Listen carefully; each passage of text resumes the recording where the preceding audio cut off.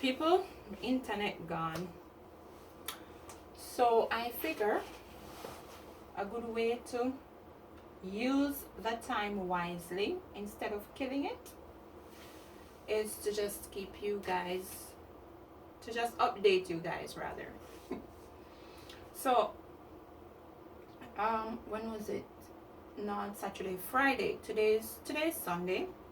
So Friday I had a class with a student.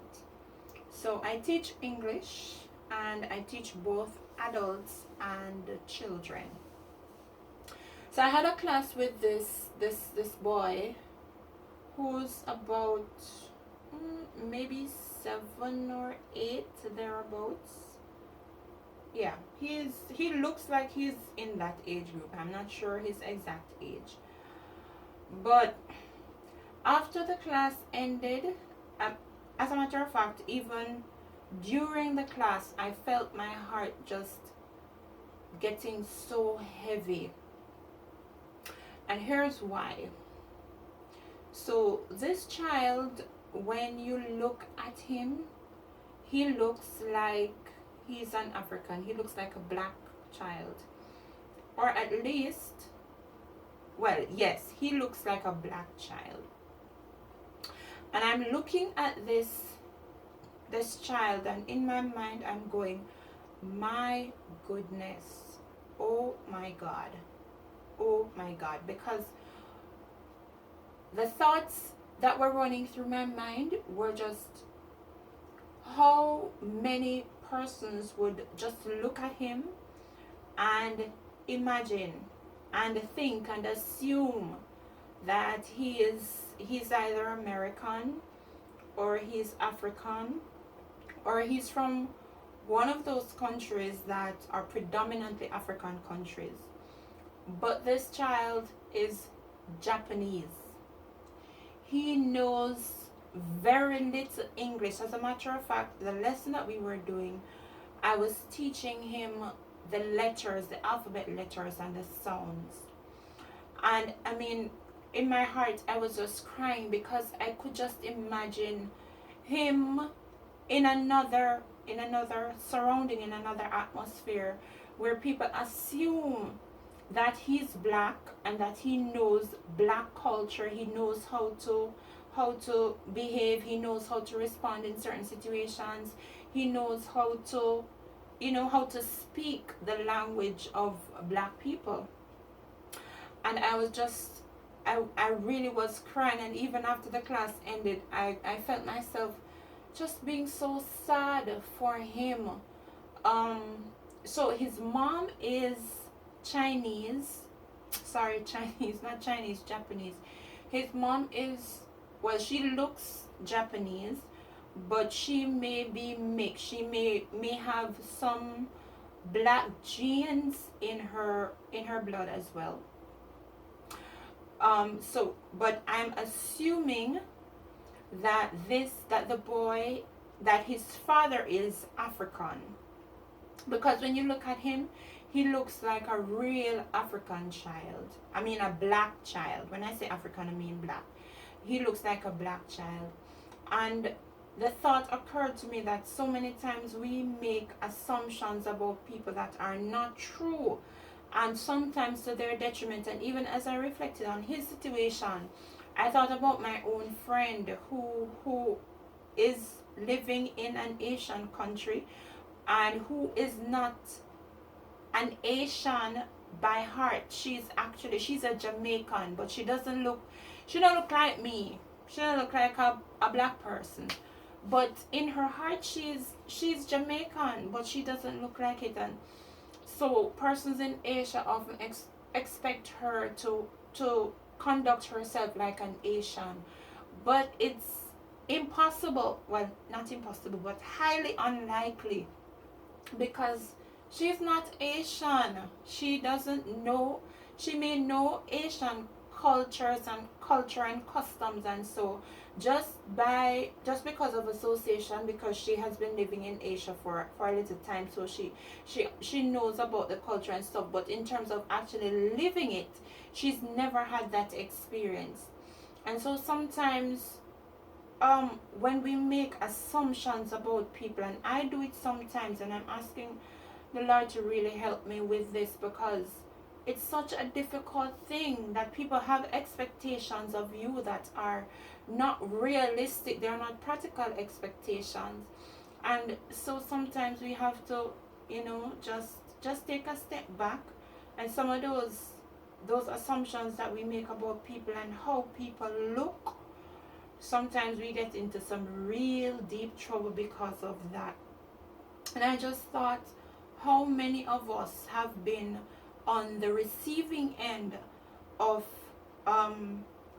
negative stereotypes just because of how we look. And I want to challenge us individually to review how we perceive people, how we make assumptions about people, and to know that just because somebody looks a particular way doesn't mean that they are what we think they are, and that we ought to be very careful how we approach people. And this is something that has come home to me as I have lived in other cultures outside of my own culture that I was brought up in, and have had the opportunity to experience these different cultures, that it's something that is so significant. We ought not to make judgment calls on individuals just because of how they look, but really and truly have a desire to know people, to know them for who they are, and to allow our knowledge of them to be factual, to be truth, to be close, if not most representative of the persons that they really are. So I've really just been thinking about this child, and I mean, in my mind I was still so a little confused, because at the end of his class, his grandmother came to pick him up, and his grandmother is fully Japanese. Like, if you look at her, you would never think that she's another race. She's Japanese. She looks Japanese, and she is Japanese. And he's holding her hand, walking away, and I'm looking at them and I'm saying, oh my God, I can just imagine how many persons are looking on them walking and wondering, why is she holding that boy's hand? And why is he holding her? But I mean, I looked at them together, and I heard how he responded to his grandmother with such respect and just warmness, and oh God, my heart melted. And I'm telling you, trust me, it was just a really rich experience for me. And I have seen other mixed kids here, children who have black parents and black and Japanese parents, and so you're able to look at them and to tell that maybe their parents are mixed.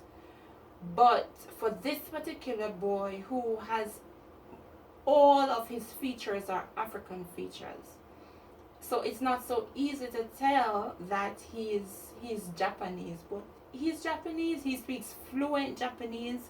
His mannerisms are Japanese. He's just Japanese. So I mean, I just wanted to encourage us to be careful of the pronouncements that we make on people just because of how they look, and to be careful how we approach people. That's definitely one lesson that I have learned living here in Japan, and I'm hoping that as I continue in this journey, that it's something that I will apply constantly and consistently, because I mean, it's so heart-rending. I can only imagine what it is like to be someone who is not recognized for who I am. You know what I mean? But people have these expectations of me that are just excluding the person that I really am. And I just want us to be a little bit more sensitive to people, and to try and just understand that people are different, not just because of how they look, but how they really are. So those are my few words in Jesus' name. Thank you very much. I love you guys so much. Thank you for joining me on this journey. I love you, and that's why I keep you updated. with all of the happenings. So I will keep in touch with you all. Please remember to keep me in your prayers. I really do need it. And I will pray for you. And guess what, guys? Send me a message. Say hi sometime.